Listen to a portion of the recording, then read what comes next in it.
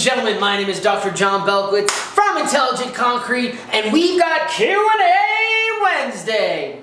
On a Friday, we're trying to get out of here, spend some time with our families, so we're doing this one as quick as it can, but still answering the question.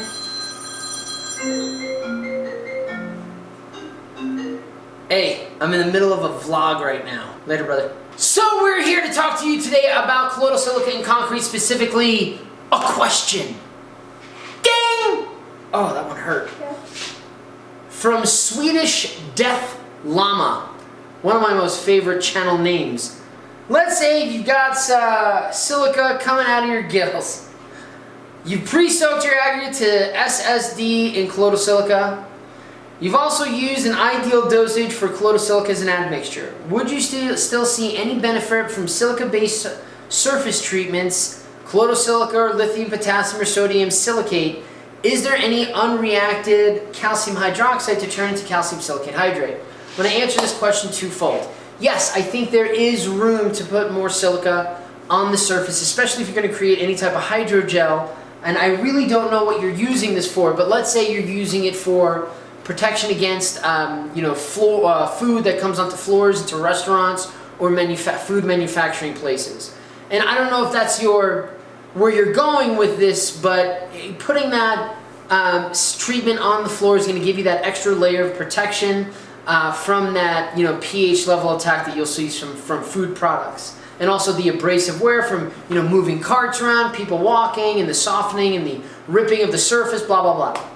That being said, you got to be careful that you don't oversaturate the surface. So make sure that while you're using good dosages, you're not using overly healthy dosages.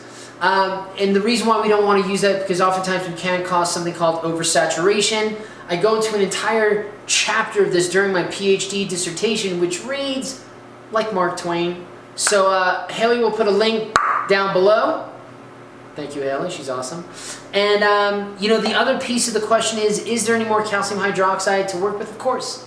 There's always going to be calcium hydroxide to work with, especially if you're destroying that surface, whether it's in a physical or chemical aggressive environment. As long as you're destroying that surface, or as long as it's going through wear and tear, it's going to see more fresh areas of either freshly exposed cement or even freshly exposed pores with calcium hydroxide. To piggyback on that, even when you have pozzolanic reaction, the formula is something to the effect of, SiO2 plus CH yields calcium silicate hydrate plus CH.